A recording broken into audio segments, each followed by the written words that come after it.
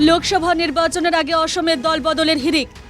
কংগ্রেসে যোগ দিচ্ছেন সোনাইর প্রাক্তন বিজেপি বিধায়ক আমিনুল হোসেন লস্কর। বিষয়টি নিয়ে তীব্র ক্ষোভ কাছাড় কংগ্রেসে।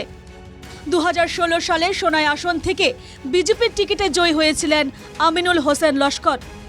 পরবর্তীতে অসম বিধানসভার উপাধ্যক্ষ হন তিনি, কিন্তু 2021 সালে সোনাইয়ে পরাজিত হন।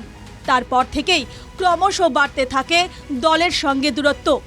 দীর্ঘদিন ধরে বিজেপির কোনো অনুষ্ঠানে তাকে দেখা যাচ্ছিল না।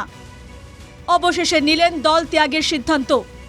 সবকিছু ঠিকঠাক থাকলে লোকসভা ভোটের আগেই কংগ্রেসে যোগ দিতে পারেন আমিনুল, কিন্তু তাঁর যোগদানের খবর পেয়ে ক্ষুব্ধ কাছাড় জেলা মাইনরিটি সেলের নেতারা। সাংবাদিক সম্মেলন ডেকে এপিসিসিকে হুমকি। আমিনুল যোগ দিলে গণহারে পদত্যাগ করবেন কংগ্রেস নেতারা। এনকেটিভি বাংলার সঙ্গে আলোচনায় আমিনুল হোসেন লস্কর জানান, প্রদেশ কংগ্রেসের পক্ষ থেকে তাঁর সঙ্গে যোগাযোগ করা হয়েছে। তিনি বলেন, রাজনীতিতে দলবদল কোনো বড় ব্যাপার নয়। উল্লেখ্য, ডিলিমিটেশনের ফলে বদলে গেছে সোনাই আসনের জনবিন্যাস। আগে যে কোনো প্রার্থীকে জয়ী হতে হলে হিন্দু ভোটের ওপর নির্ভর করতে হতো, কিন্তু আগামীতে ওই আসনে সংখ্যালঘু ভোটাররাই নির্ণায়ক ভূমিকা পালন করবেন।